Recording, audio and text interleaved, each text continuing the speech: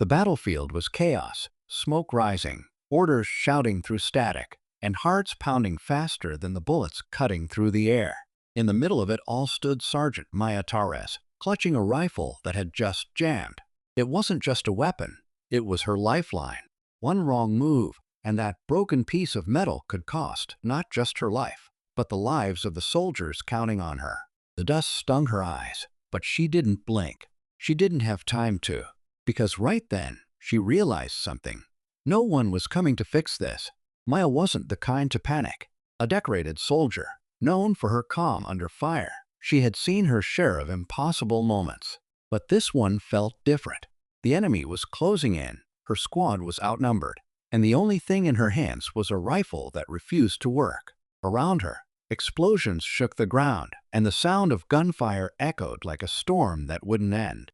Yet, even in that storm, her mind stayed razor-sharp. She remembered her father's words from years ago. It's not the weapon that makes a soldier. It's the heart behind it. Taking a deep breath, Maya dropped behind a damaged vehicle, fingers trembling as she tried to clear the jam. The weapon was beyond repair. Her squad leader's voice crackled over the radio. "Torres, what's your status?" She looked down at the useless rifle, then at her teammates fighting to hold the line. She could have said she was down. She could have stayed in cover. But that wasn't who Maya was. She made a decision, one that would change everything that happened next. With only seconds to act, Maya scanned her surroundings. Smoke, debris, silence. Then a spark of an idea. What she did next wasn't in any manual, wasn't something anyone had ever been trained for. But in that split second, she proved that courage doesn't come from the weapon you hold.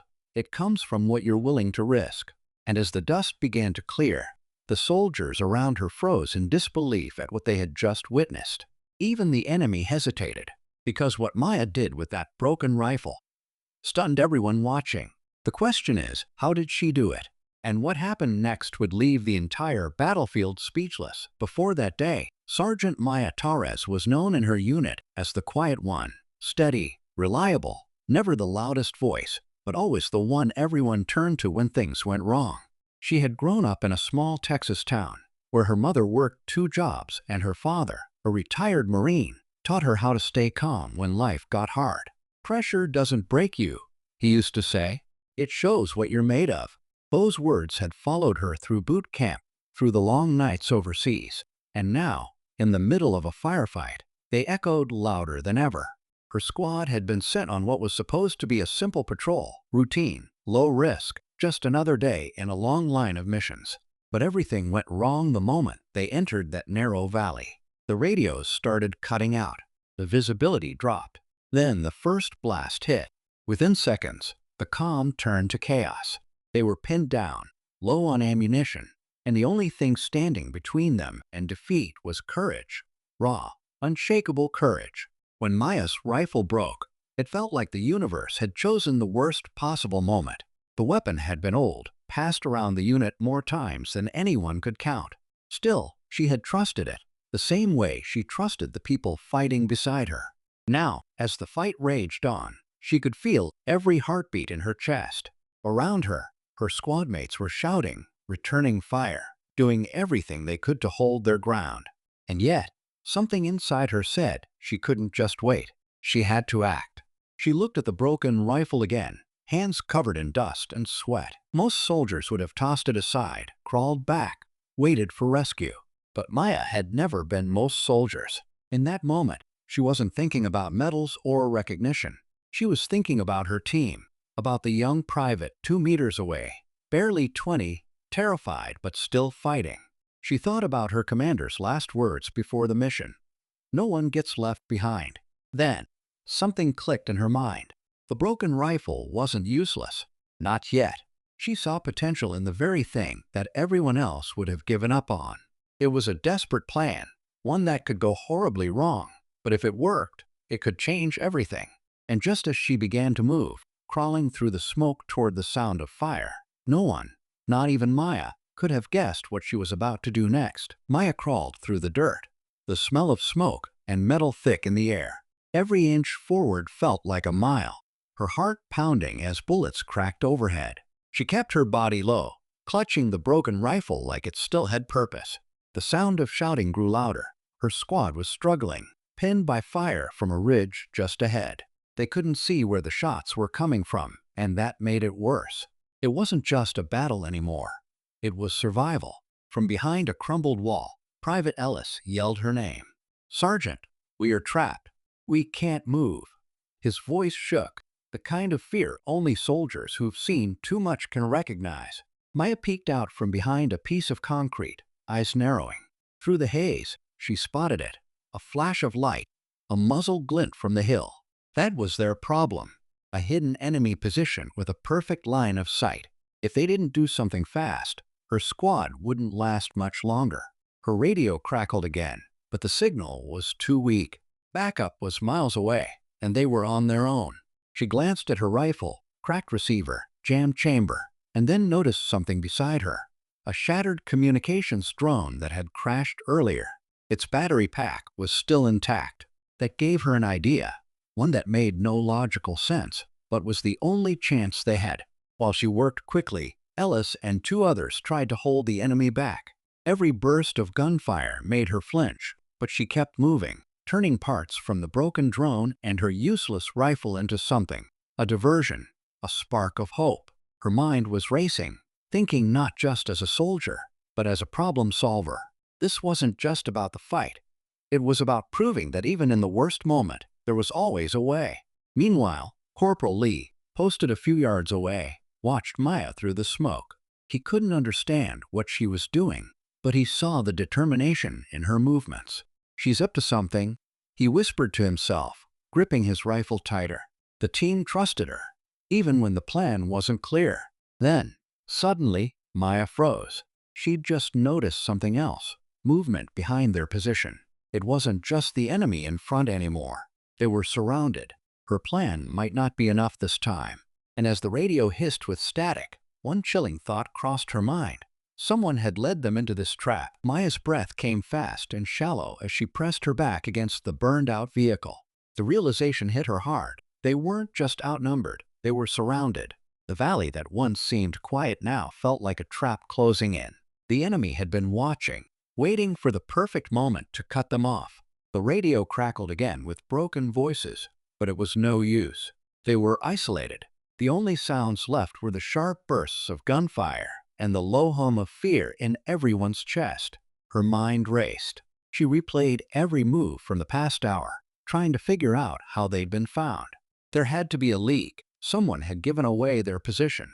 But she didn't have time to dwell on that. They had minutes, maybe seconds, before the enemy closed in completely. Across the smoke, she caught sight of Private Ellis and Corporal Lee crouched behind debris, waiting for her signal. They trusted her to lead, and she couldn't afford to hesitate. She glanced down at her improvised device, the broken rifle wired with the drone's battery and small fragments of metal. It wasn't a weapon anymore. It was a tool of distraction, one that could buy them just enough time to break free. But it was risky. If it failed, it would expose their position even more. Still, the alternative was worse, waiting to be overrun.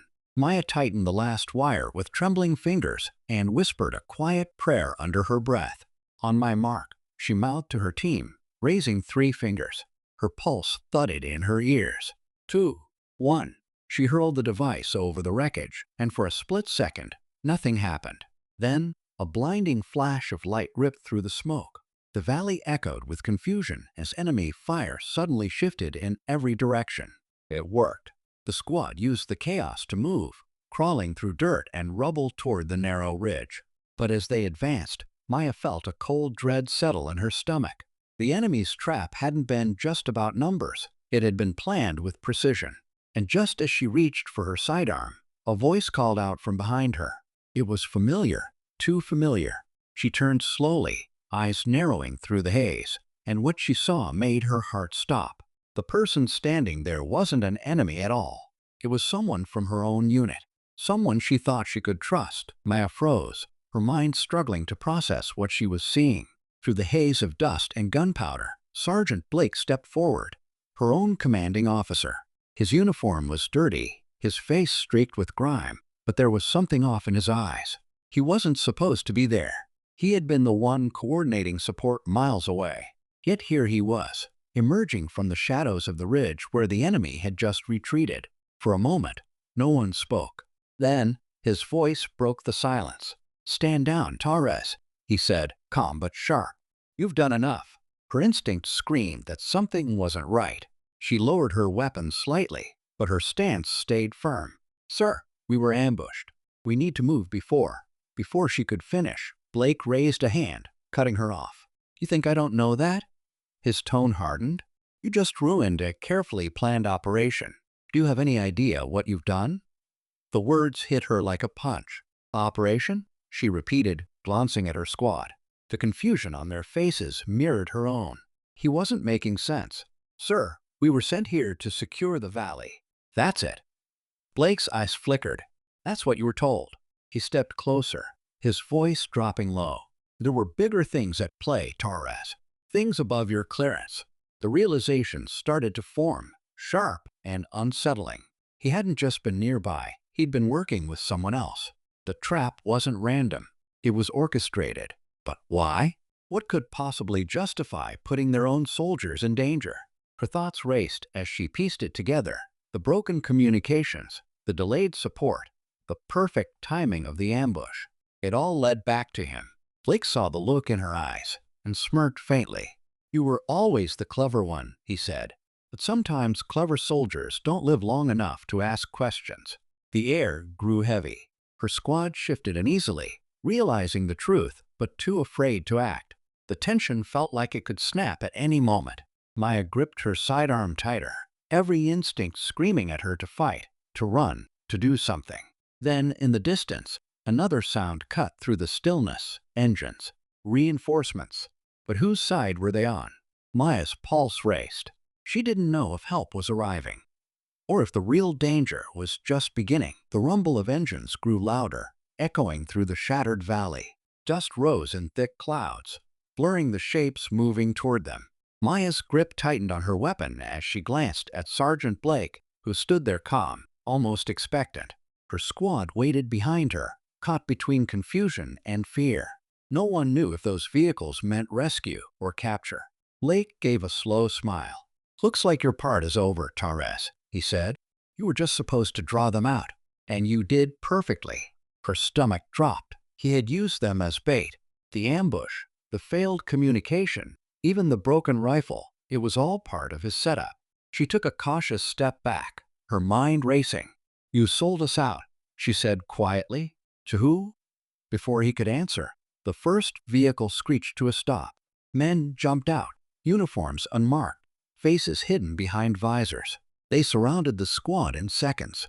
Maya's team looked to her, waiting for an order, but she couldn't give one yet. She needed to know the truth. Blake walked toward the newcomers like he belonged there. "She's all yours," he said. "Just remember our deal." Maya's heart pounded. Whatever deal he'd made, it didn't matter now. She wasn't going down without a fight.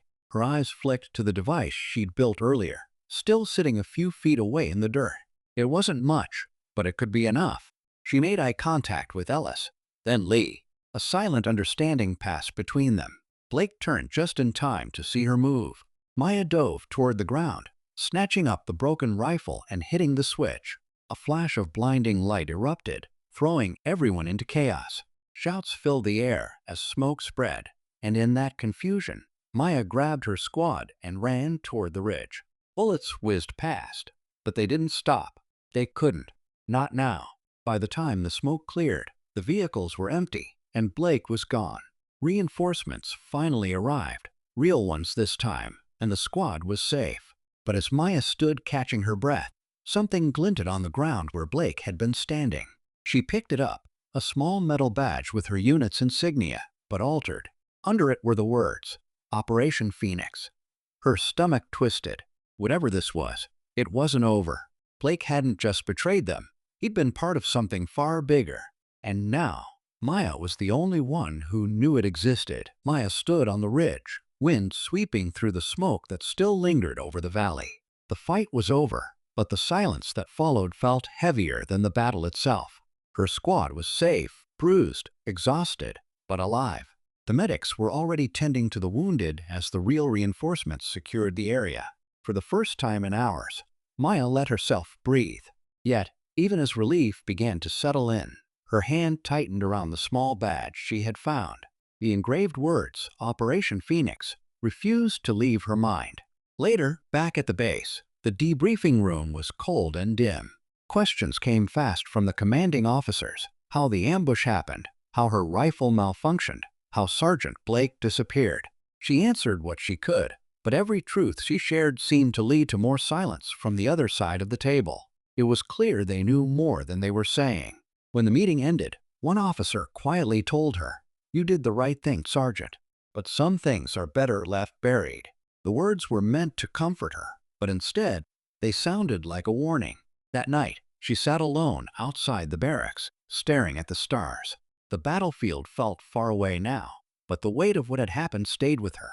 She replayed every moment: the broken rifle, the improvised plan, the betrayal. For the first time, she realized the real victory wasn't surviving the fight. It was refusing to break when everything around her fell apart. Private Ellis joined her, his arm in a sling but a small smile on his face. "You saved us, Sergeant," he said quietly. "If you hadn't acted when you did—" He didn't finish the sentence. He didn't have to. Maya gave a faint smile in return. "We all saved each other," she replied. "That's what a team does." As dawn began to rise over the desert, she slipped the altered badge into her pocket. Maybe she would never know the full truth about Operation Phoenix or why Blake betrayed them. But she knew this: courage wasn't about the orders you followed. It was about the choices you made when no one was watching. And as she walked toward the morning light, Maya Torres knew that, whatever came next, she was ready to face it.